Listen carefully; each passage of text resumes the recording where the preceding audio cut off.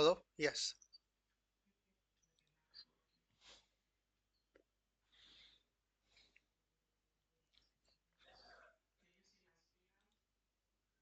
Yes.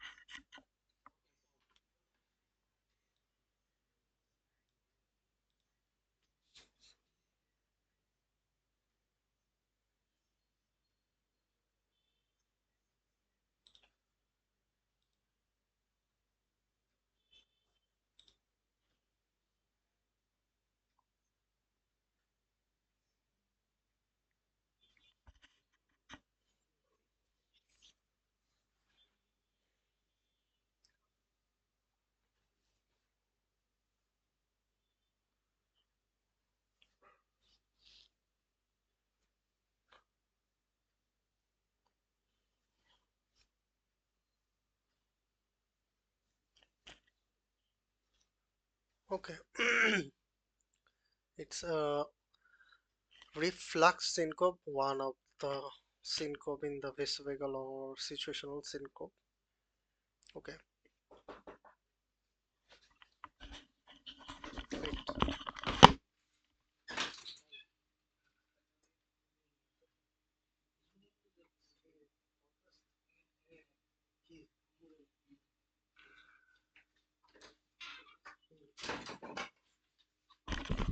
Hello? Yes. Sorry. Hello. Okay. So, vasovagal syncope is a type of reflex syncope.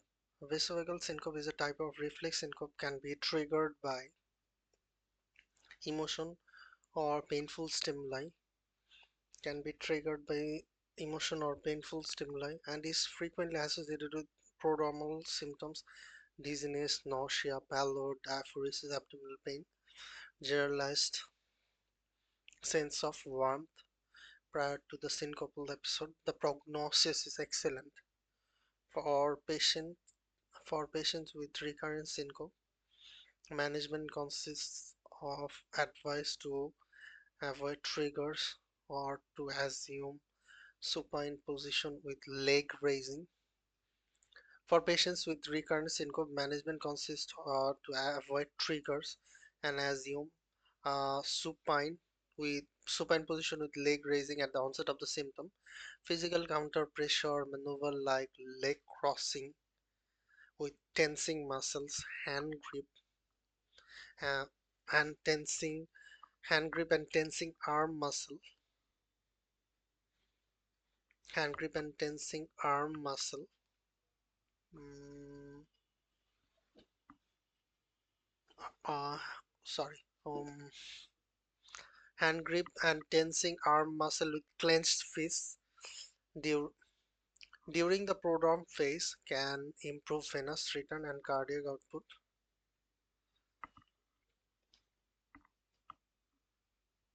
Sometimes aborting syncopal episodes. Some patients in high risk settings associated with a potential risk of physical injury, like airline pilots or commercial drivers, require temporary activity restriction until these maneuvers are proven effective. Okay. You want me to read the other options too? Okay. Okay. Holter monitoring is indicated in patients with clinical or electrographic features suggesting the presence of an underlying arrhythmia. This is usually suspected in patients with underlying heart disease who have syncopal episodes, often with specific triggers or prodromal symptoms. But ECG is normal, so we need not to do the Holter. If ECG Holter monitoring is 24-hour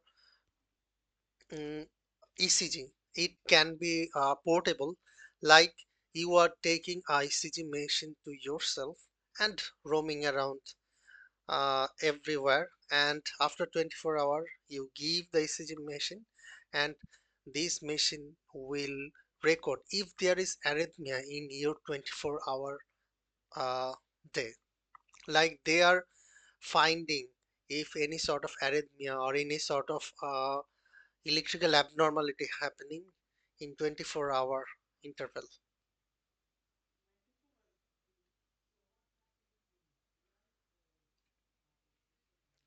Okay, this patient, what happens? First of all, in syncope, we need to diagnose what kind of syncope that is. So this patient, after hearing that his friend committed suicide, he get fainted. So it's a kind of emotional thing happened in his life, and his first episode of syncope, then we diagnose that it is vasovagal or situational syncope. Because when, like in the medical college, we have found lots of people who got fainted when they first seen the blood, or they first gone through the viscera, they got fainted. So when their emotional trigger happens, then it is vasovagal or situational syncope. So after we diagnosing that it is vasovagal syncope or situational syncope, what we do next? Sometimes think about that lady. Think about that friend who got fainted after seeing the blood. What have we done at that time? We just pull her leg upward, like uh, assuming that leg raising. So when we raise her leg, her venous return increases and his syncope improves. So for if it happens repeatedly, like if he got fainted again and again after seeing the blood, or after hearing any emotional activities, then we make her learn some techniques. Uh, Whenever he or she thinks that his blurry episode is coming, he is just trying to do hand grip. He is trying to do the leg twisting. If they do it, immediately their syncope episode will resolve. And that is the counter pressure maneuver. Got it? Yes.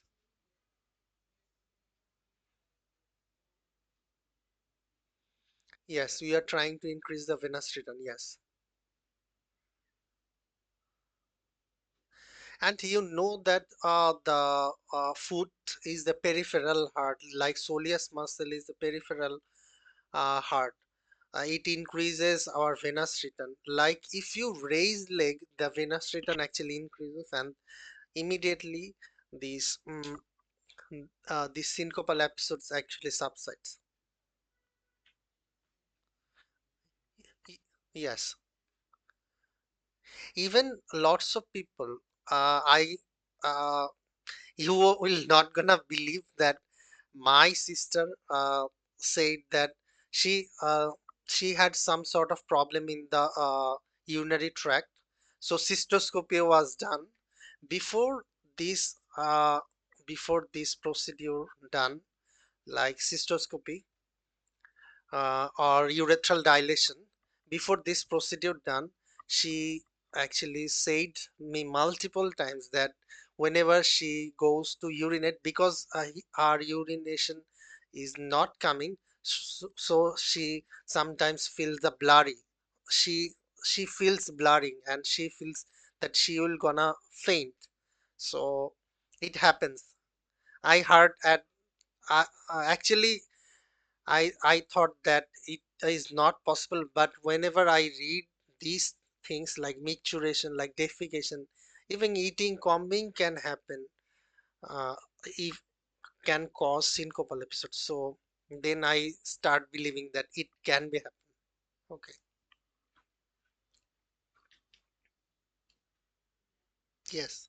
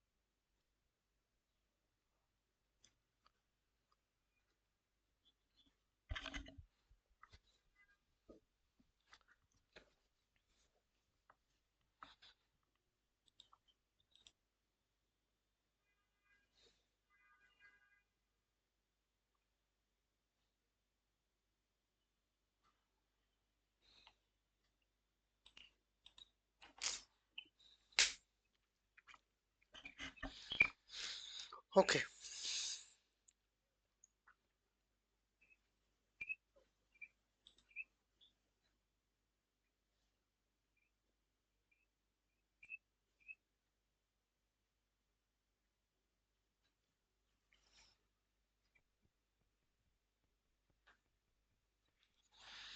Okay. S3. He has what can I say? Okay, first we read the box. Extra or gallop heart sound, hard after S2, hard just after S2. So S3 is S1, S2, and then S3. So it caused by reverberant sound as blood fills an enlarged left ventricle cavity. Blood fills an enlarged left ventricle cavity during early diastolic filling. So associated disorder is heart failure with reduced ejection fraction, high output state, thyrotoxicosis, and MR or AR. And S4 heart just before S1, just before S1, caused by blood striking a stiff left ventricle during atrial contraction. So blood striking in a stiff ventricle wall during atrial contraction. Causes are concentric left ventricular hypertrophy, acute MI, and restrictive cardiomyopathy. Okay. In addition to normal S1, S2 on cardiac auscultation, this patient has low pitch extra heart sound.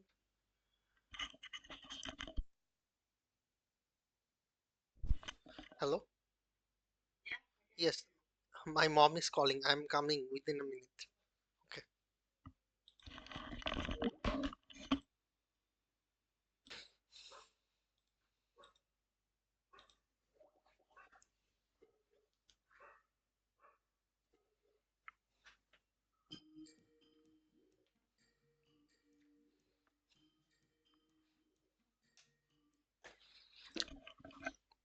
Okay.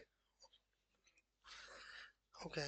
In addition to the normal S1 and S2 on cardiac auscultation, the patient has low pitched extra hard sound just prior to S1, that is just prior to S1, known as S4. The presence of S4 produces a rhythm that may sound like Tennessee, with S4 corresponding to the first syllable. I don't know what does it mean, but it means something.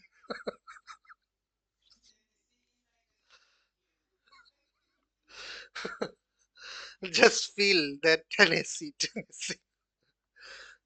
I heard this sound plenty of time, but I never found the Tennessee. Okay, an S4 is likely caused by blood striking a stiff ventricular wall during atrial contraction at the end of the diastole. It can be normal finding in elderly patients aged more than 70 due to physiologic age-related reduction in the ventricular compliance, but in younger patients it typically indicates pathologic ventricular stiffening. The most common cause of pathological S4 is concentric left ventricular hypertrophy. Concentric left ventricular hypertrophy resulting from chronic hypertension can often overlap such can often develop heart failure with preserved ejection fraction due to left ventricle diastolic dysfunction, which likely explain these patients' exertional dyspnea. In contrast to an S4, an S3 occurs in the early diastole. S3 occurs early in the diastole and is indicative of left ventricular cavity enlargement, as occurs with eccentric hypertrophy and heart failure with reduced ejection fraction. So heart failure preserved is 4 and reduced. So one number is reduced. So S3 is heart failure with reduced ejection fraction. Both S3 and S4 are best heard at the cardiac apex with the bell of the stethoscope. Okay, and it's not MVP mitral valve prolapse. Mitral valve prolapse come with the mid systolic click by a late systolic murmur of the mitral valve regurgitation, best heard at the cardiac apex. The timing of the click and the murmur varies with changes in the left ventricular blood volume.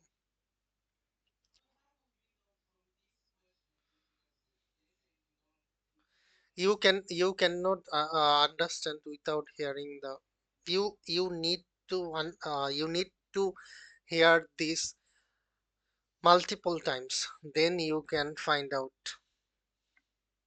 Yeah, no, nothing is given in the question. Lots of question.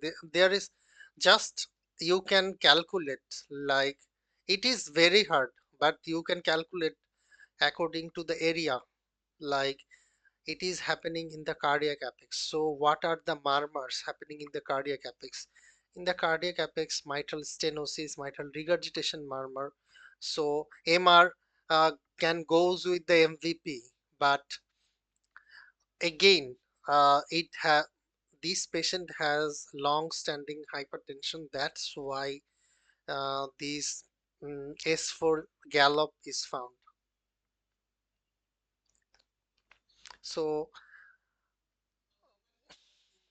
yes, they actually want you to know about the sound.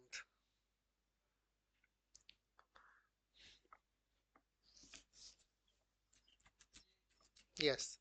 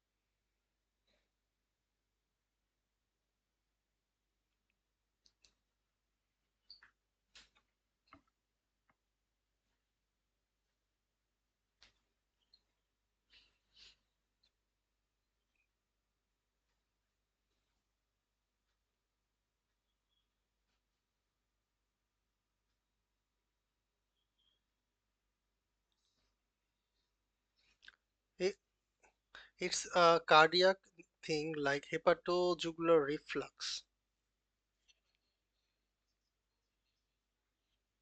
Yes.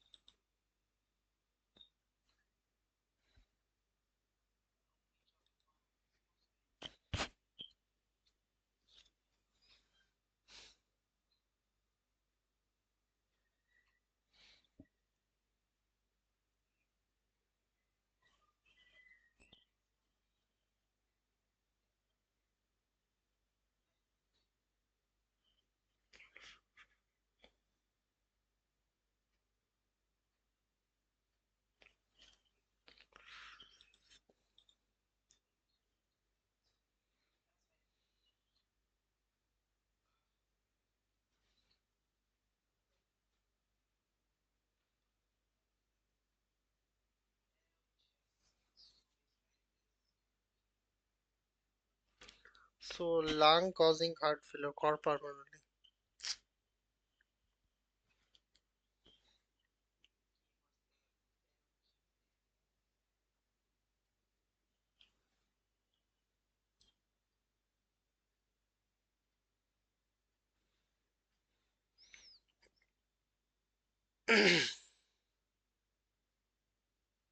Okay.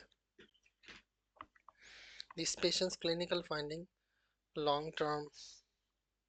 This patient's clinical finding, long term tobacco use, chronic cough, barrel shaped chest, elevated JBP, and enlarged liver are consistent with COPD with core pulmonary. Core pulmonary refers impaired function of the right ventricle caused by pulmonary hypertension that occurs due to underlying cause of the lungs, COPD, interstitial disease, pulmonary vasculature, idiopathic pulmonary arterial hypertension, or obstructive sleep apnea. By convention, right ventricular dysfunction due to left heart disease or congenital heart disease and is not considered or congenital heart disease is not considered pulmonary edema. Sorry, is not considered core pulmonary. So patients with core pulmonary typically presents with exertional symptom, dyspnea, angina, syncope, anorexia or abdominal pain due to hepatic congestion and pulmonary edema. Physical examination may show loud P2, pulmonary component of second heart sound and right ventricular third heart sound, tricuspid regurgitation murmur, hollow systolic at the left lower sternal border, augments with inspiration, elevated JVP, jugular venous pressure with hepatojugular reflux, hepatomegaly with pulsatile liver, and echocardiographic finding right ventricular hypertrophy, tricuspid regurgitation with right atrial enlargement. If necessary, definitive diagnosis can be made with right heart catheterization showing elevated pulmonary artery systolic pressure. Elevated pulmonary artery systolic pressure. Okay, why it is not pulmonary capillary wedge pressure?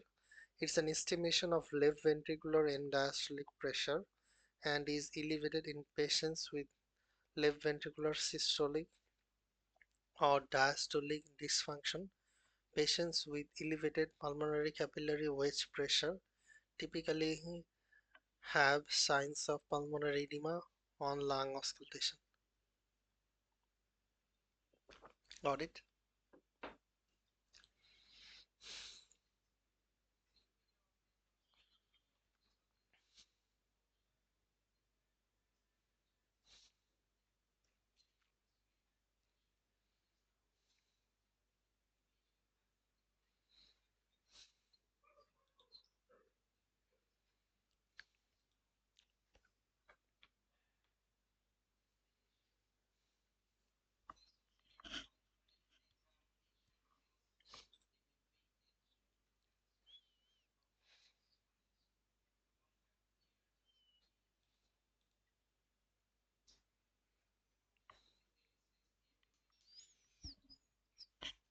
2, 3 and AVF.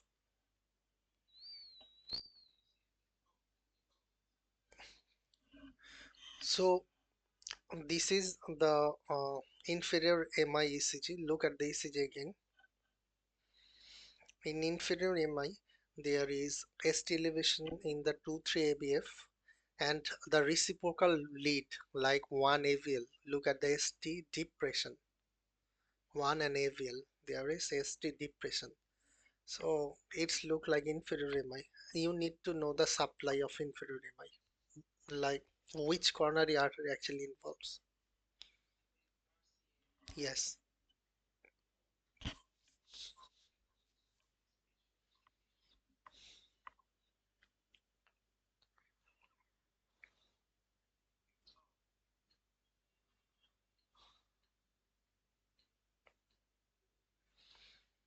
Okay. First, septal hemi is V1, V2, and occluded vessel is LED. Anterior is V3, V4. Anterior is V3, V4, and occluded vessel is again LED. And lateral is V5, 6, 1 AVL. Is LED or LCX. Inferior hemi is 2, 3 AVF.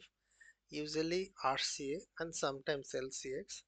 And infralateral V7 to V9 lead. It's a posterior lead.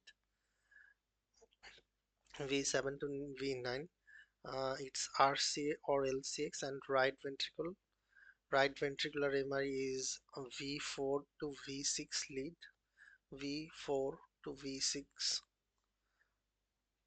V4 or V4 and V6 lead, RCA. Okay. So this patient with multiple cardiovascular risk factor, hypertension, type 2 diabetes, smoking, has sudden onset chest pain, nausea, diaphoresis, concerning for acute coronary syndrome. His ECG is ST elevated, ST elevation and Q waves in lead 2-3 AVF and consistent with inferior ST segment elevation MI and ST depression in lead V1 to involvement of posterior myocardial infarction RV as well as ST depression in these leads often represents ST elevation on the posterior myocardial wall, posterior wall STMI. So they are talking about posterior wall MI. So ST segment depression and V1 and 2 suggesting involvement of the posterior myocardial wall like right ventricle as a right ventricle as well. So finding the right ventricular MI, you need to do the right sided ECG. In inferior MI, sometimes we do the right sided ECG, and then if uh, if right sided ECG,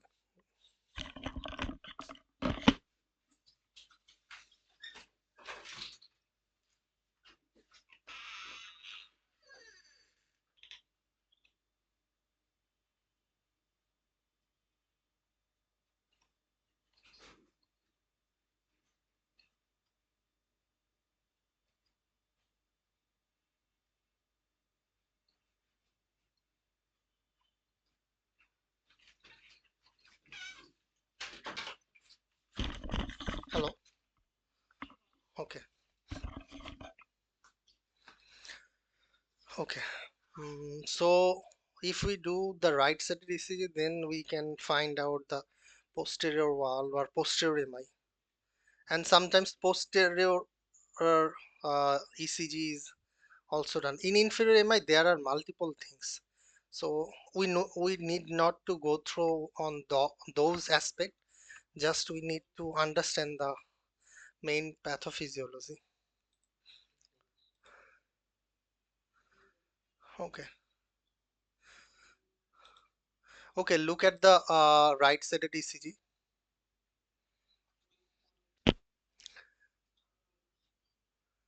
Yes. Yes. So they actually changed the ECG lead.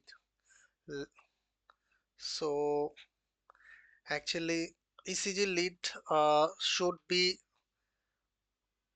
kept in the left sided, but that they changed the V4, 5, 6 lead into the right side. That's why it is right sided ECG. So for right ventricular infarction, you for RV infarction or RV dysfunction, you need to do the right sided ECG for confirmation. Okay. You want me to explain everything?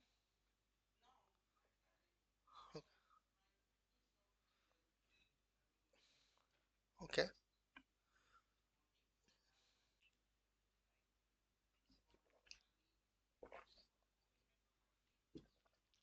Okay.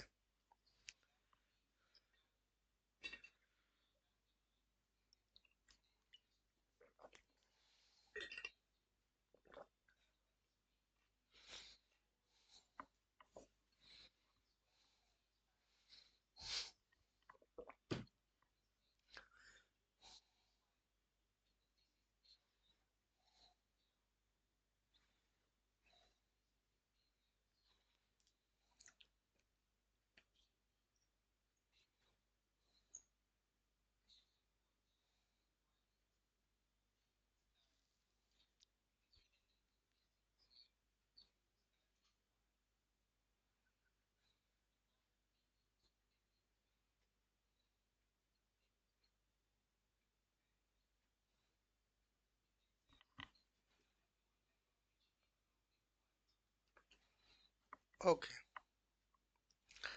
Do you know what does the Sali means?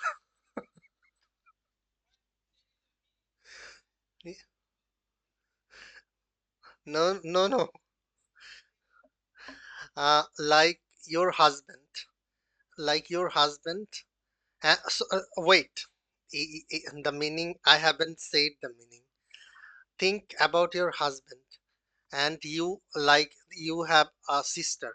So your husband will call your sister as Sally.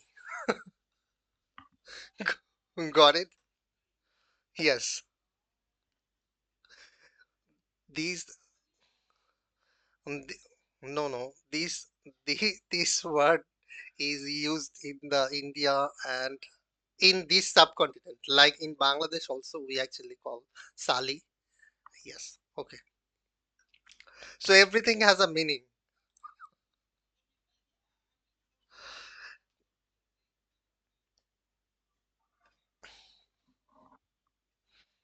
Okay.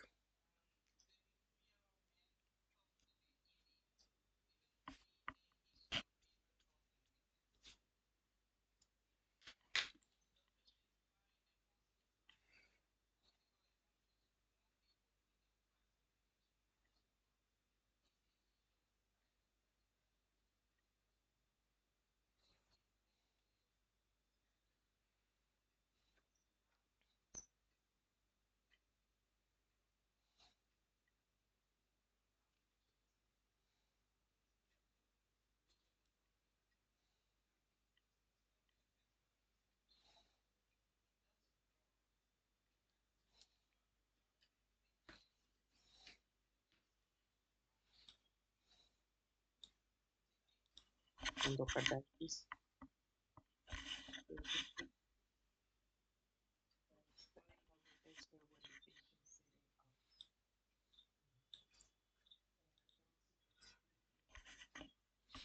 Is it involvement of the tricuspid valve? Multiple needle IV drug abuse.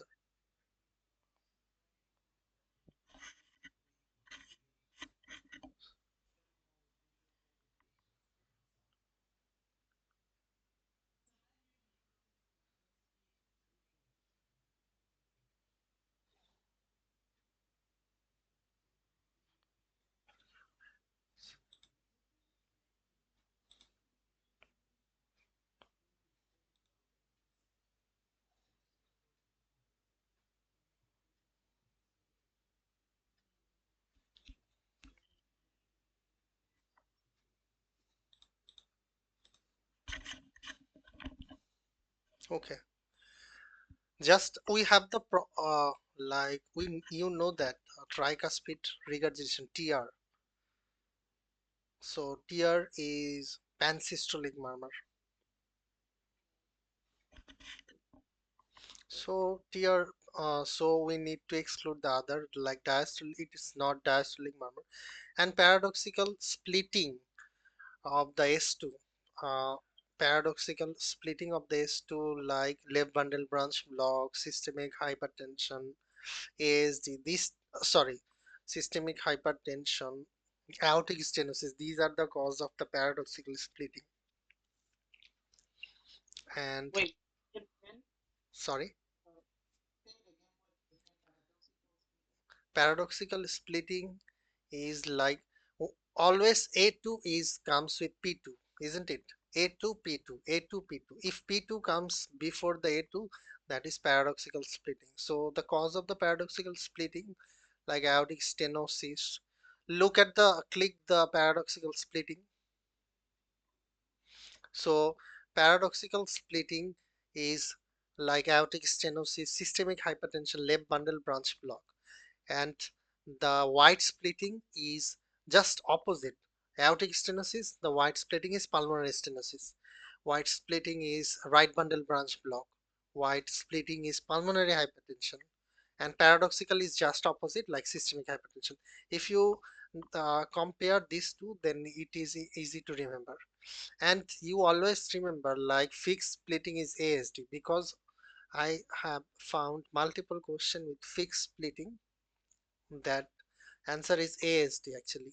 Though they have kept the ASD into the white splitting, but it is fixed, white and fixed. Okay, so splitting part goes now. Now last two option. Look at the last two option. Systolic murmur that increases with inspiration. Always remember these. Like right-sided murmur is rinspiration and left-sided murmur is lexpiration. Like right-sided murmur increases with inspiration. So tricuspid regurgitation is a right-sided murmur because it's a right-sided valve. Got it?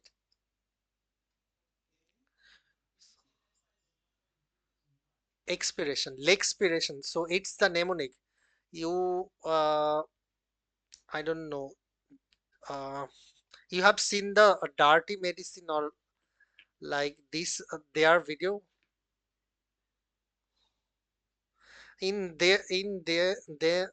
they actually explain this in a very interesting pattern. So just remember this. So right-sided murmur is rinspiration, like tricuspid regurgitation and pulmonary stenosis. These two are right-sided murmur. It increases with inspiration, and left-sided murmur like mitral stenosis. This is for informational purposes only. It increases with expiration, like expiration. Okay, got it.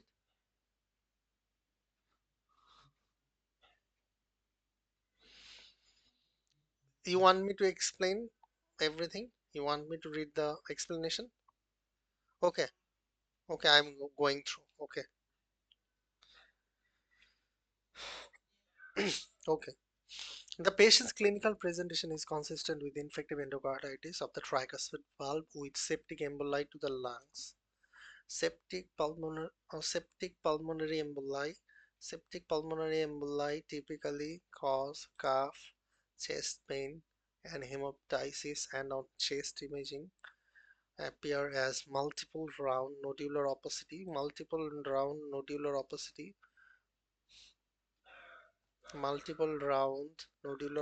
with or without cavitation. Patients who use IV drugs are increased risk for infective endocarditis involving right-sided heart valve. These may these may be these may be because particulate matter dart is often injected intravenously with the drugs cause microinjury to the right-sided heart valves before being filtered out by the lungs and never reaching the left-sided heart valves. The micro injury may act as a bacterial attachment point and need us for infection. So tricuspid regurgitation is a common complication of the infective endocarditis and typically causes hollow systolic murmur that increases in intensity with inspiration. When additional blood is pulled into the right side of the heart, augmentation of the intensity with inspiration has been shown to have 100% sensitivity and 88% specificity in differentiation of the right-sided systolic murmur from all others. Okay,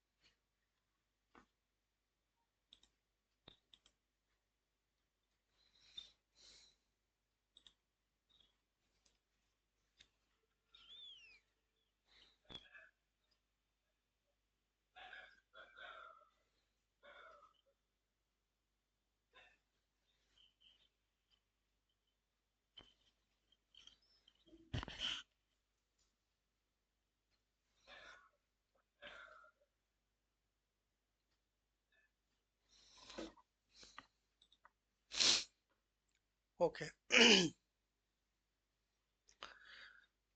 These patients' intermittent claudication, diminished pulse, and low ankle brachial index.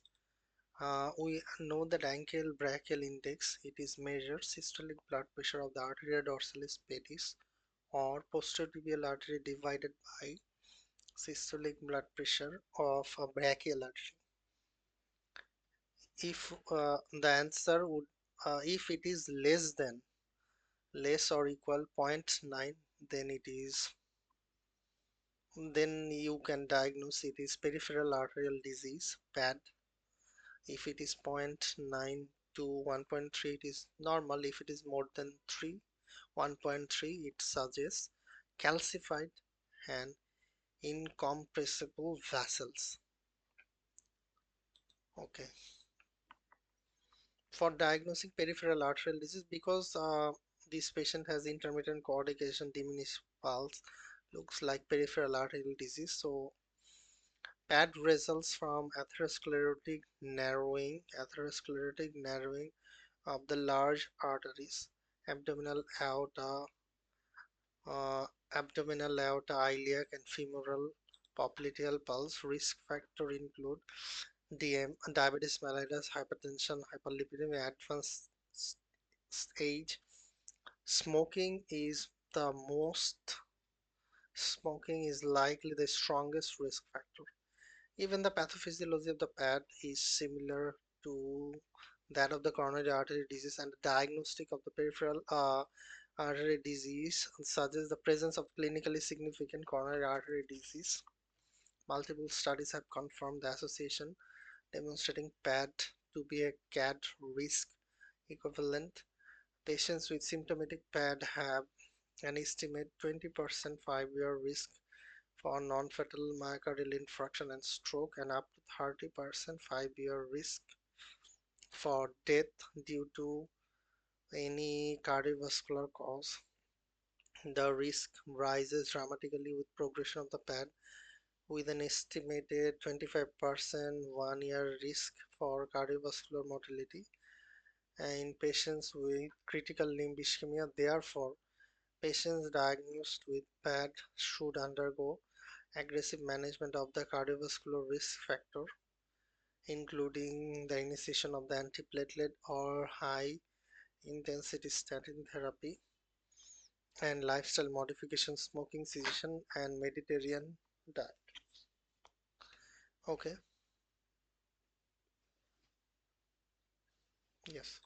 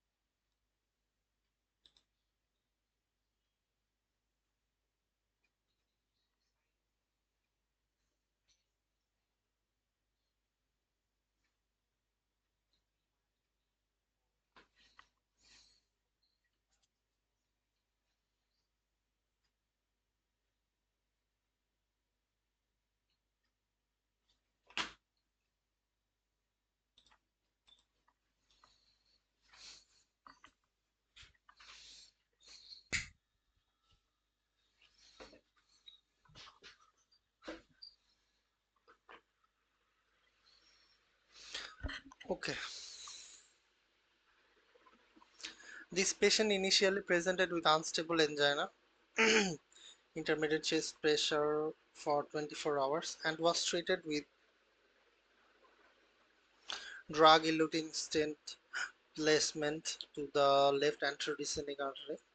The subsequent development of chest pain, hypotension, and ST segment elevation in the leads corresponding to the LAD artery V1 to V4 represents an acute ST segment elevation MI, most likely to coronary stent thrombosis. Coronary stent thrombosis is a serious complication of the coronary stent placement that can occur acutely within 24 hours or subacutely within 30 days be delayed up to a year or more. The risk is greatest prior to re-endothelialization because exposed stent material is thrombogenic. Stagnant coronary blood flow during this period of hypoperfusion also increases the risk. So dual antiplatelet therapy aspirin and P2Y12 receptor blocker such as clopidogrel reduces but does not fully eliminate the risk, especially in the early post-stent placement period. Patients with coronary stent thrombosis usually have fully occlusive thrombus causing ST-elevated MI. Dysfunction of large section of myocardium is common, and cardiogenic shock is frequent complication. Some patients with experience sudden cardiac death.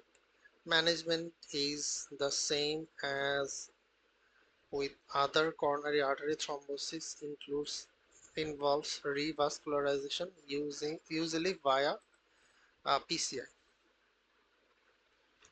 Okay, if you look at there are two types of stent like bare metal stent and drug eluting stent like everolimus, sirolimus, tacrolimus. These are the calcineurin inhibitor. It is the drug eluting stent. The drug eluting stent it actually longer in drug eluting stent and the bare metal stent. The difference in here that longer thrombotic risk factor in drug eluting stent but lower risk of re-stenosis, as it is longer thrombotic risk period. And the coronary artery thrombosis is the primary complication of these drug-eluting stent. That's why dual antiplatelet therapy should be kept up to 12 months, like a year. If you don't give dual antiplatelet therapy, then the thrombosis can happen. But it has lower risk of re-stenosis. But in case of bare metal, it is used previously, this bare metal stent. Nowadays it is used in lesser amount. In bare metal stent, it has high risk of re-stenosis, but as it has shorter thrombotic risk period, as because there is early endothelialization. Got it?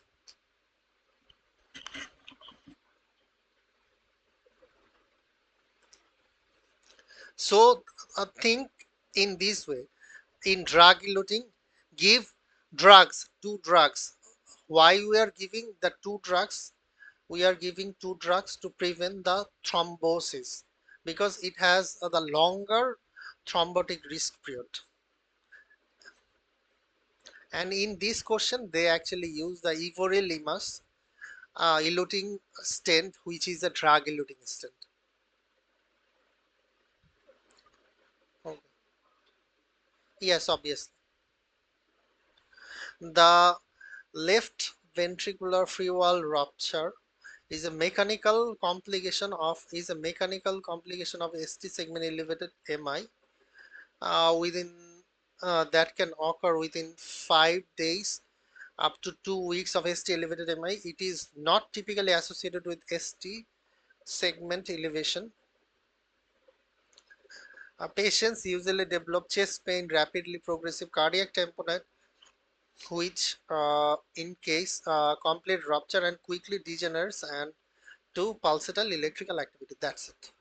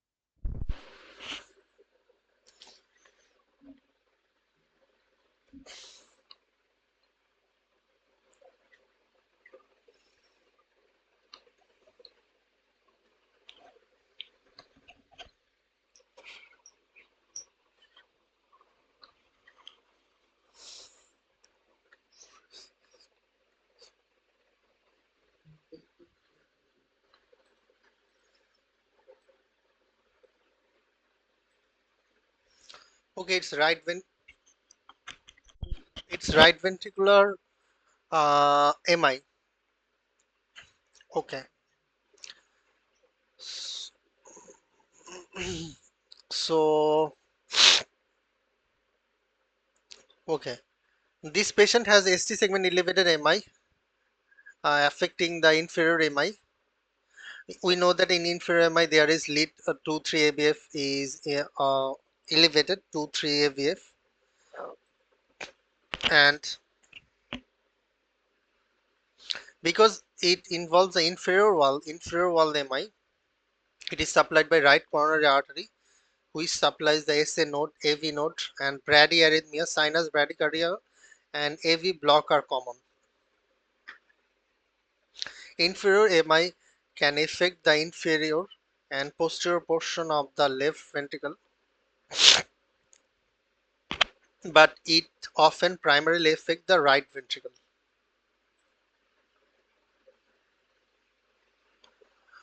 So right ventricular MI involves characteristic features that differ from the left ventricle.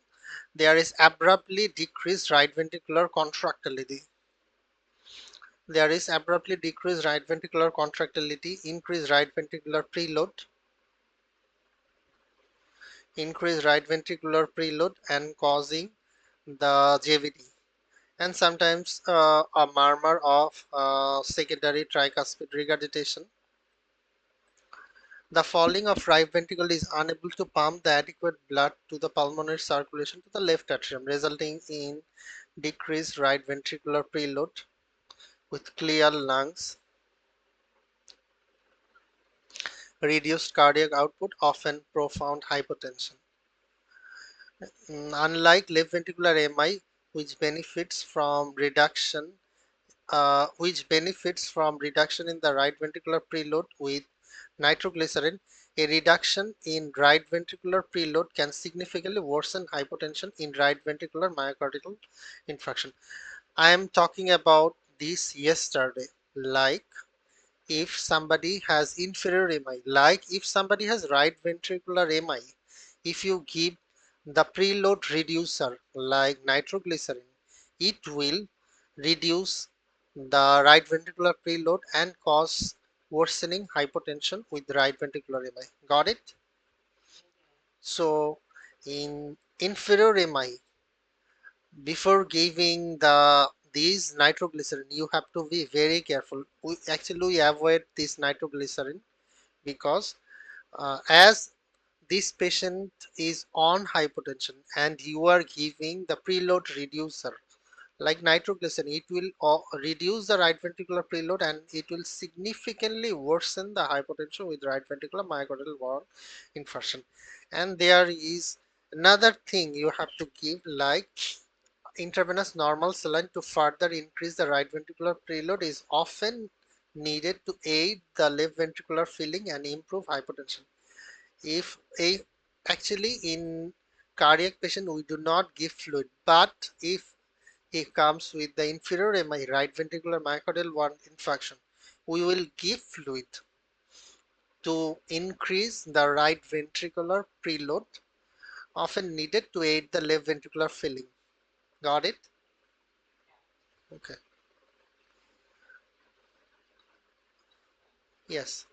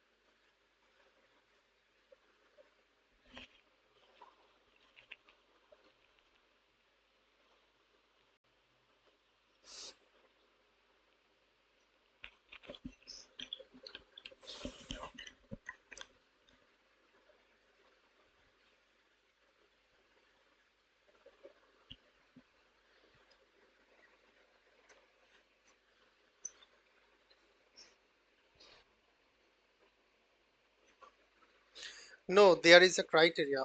They all have already told you that he has severe aortic stenosis. Now, when you find a patient with severe aortic stenosis, then you have you need to have one of the three. Like you need to see the ejection fraction. Yes, yes. That doesn't matter. So if you find, just go through the box because the underlying things does not make sense.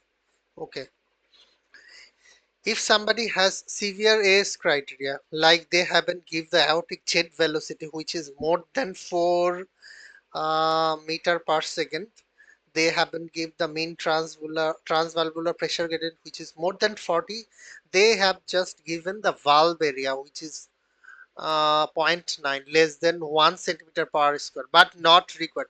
But they told you that it is severe aortic stenosis because transvalvular gradient consistent with severe aortic stenosis. Got it?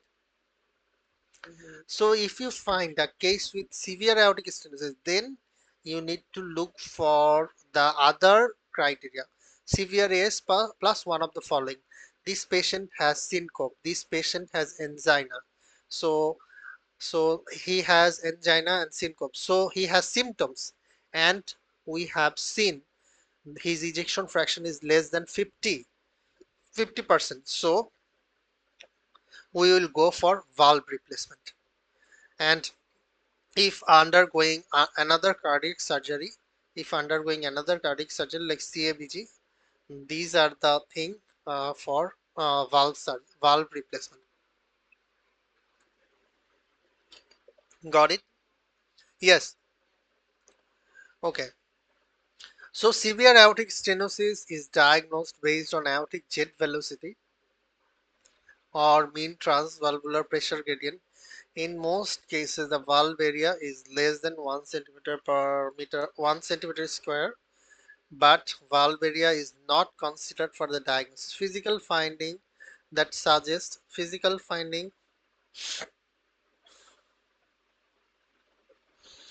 So physical examination finding that suggest severe AS include a late peaking, crescendo, decrescendo, systolic murmur, best heart at right upper sternal border, and diminished and delayed pulse, pulsus parvus and tardus. Patients with severe AS often have symptoms of angina, syncope, pre-syncope, or heart failure, dyspnea. Surgical aortic replacement (AVR), surgical aortic valve replacement, should be considered in patients with severe AS with one of the following criteria, like presence of symptoms. Patients attributable to AS. Patients with symptomatic severe AS have relatively high risk of sudden cardiac death. Left ventricular ejection fraction less than 50% regardless of symptoms. A depressed left ventricular ejection fraction is often due to excessive afterload created by the stenotic valve and is frequently normalizes with AVR. Underlying other cardiac surgery, coronary artery bypass graft, the valve can be repaired concomitantly. The definition of severe AS encompasses many patients who are asymptomatic because it was designed to identify nearly all patients who may benefit from AVR. Some of these patients are truly asymptomatic, others lack symptoms only because sedentary lifestyle when subjected to exertion, stress testing, and they have typical severe AS symptoms. Got it?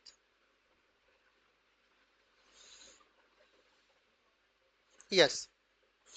Serial echocardiography is often Serial echocardiography is appropriate in patients with severe AS who are truly asymptomatic and have normal left ventricular ejection fraction, and but not in this patient with left ventricular ejection fraction less than 50. Left ventricle, as far I remember, ejection fraction normal is 55 to 70 or 65. So if it is low, okay. Severe AS with progressive disease that requires either prompt AVR or close monitoring, reassurance alone is not appropriate. So severe AS is a progressive disease that requires either prompt AVR or close monitoring. So you just cannot reassure the patient.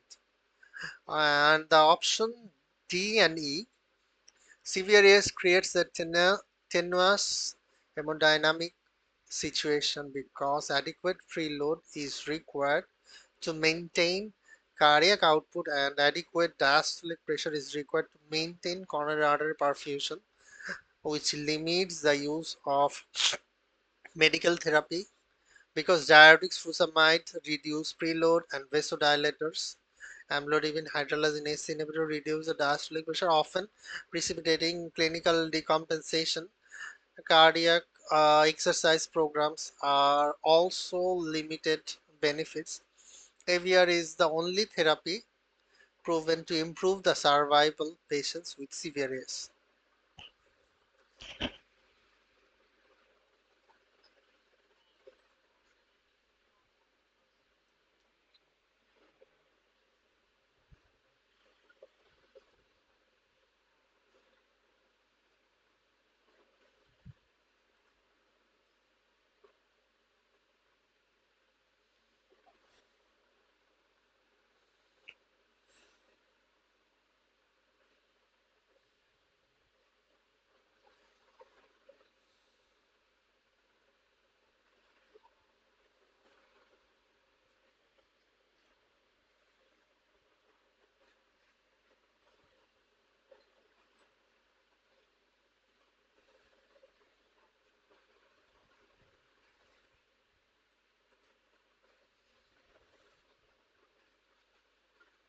Yes.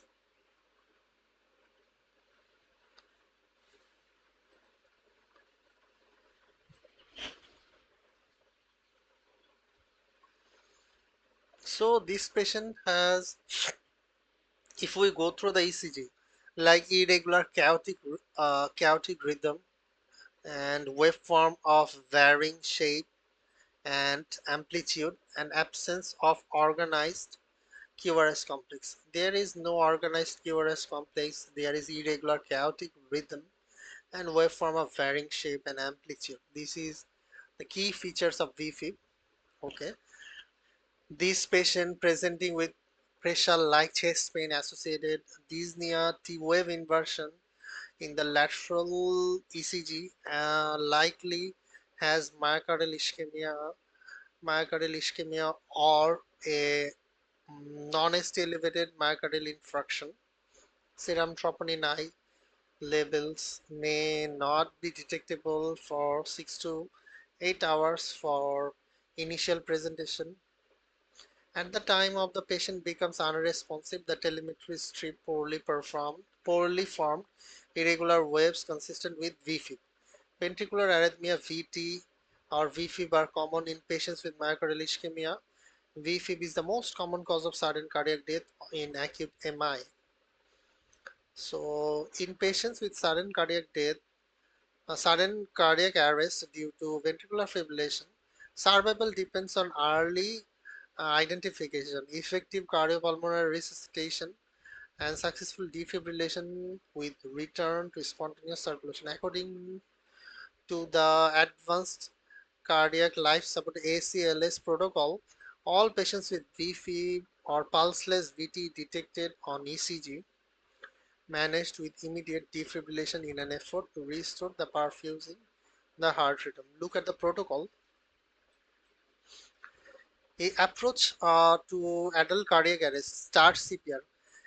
Uh, just like you find a patient, like think in this way, you find a patient, there is no pulse. First, whenever we find a patient unconscious or anything else, patient is bed, you find a patient in the street. First, you palpate the radial pulse. If you don't get the radial pulse, immediately go for carotid pulse. If carotid pulse is absent, then you have to think that patient is on cardiac arrest. So the next thing you have to do, start CPR. You don't need to understand anything. Just go through radial pulse. If you don't get the radial pulse, then go to the carotid pulse. When you don't find the carotid pulse, start CPR. Give oxygen, attach monitor and defibrillator. Then when you are attaching to the monitor like in the ECG machine, you will get either VFib or pulseless VT, or you may get the pulseless electrical activity or assistant. If you if you find any ECG finding like this patient he has irregular chaotic finding or pulseless VT, just defibrillation shock. Then again you start CPR, airway IV access and epinephrine every 3 to 5 minutes. If you don't get any uh, electrical activity or any electrical activity, or if it is asystole, just go CPR and give epinephrine every 3 to 5 minutes. Then you should check the pulse and rhythm every 2 minutes, treat the reversible cause. If the patient is at shockable rhythm, give shock. And if it is unshockable rhythm or pulseless electrical activity, go for again the IV or IO access epinephrine. And why, when you are doing this process, sometimes there is return of spontaneous circulation. Got it?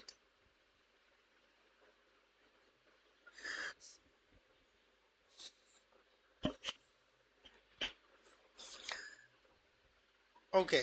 And amiodarone actually given after third defibrillation, after third shock,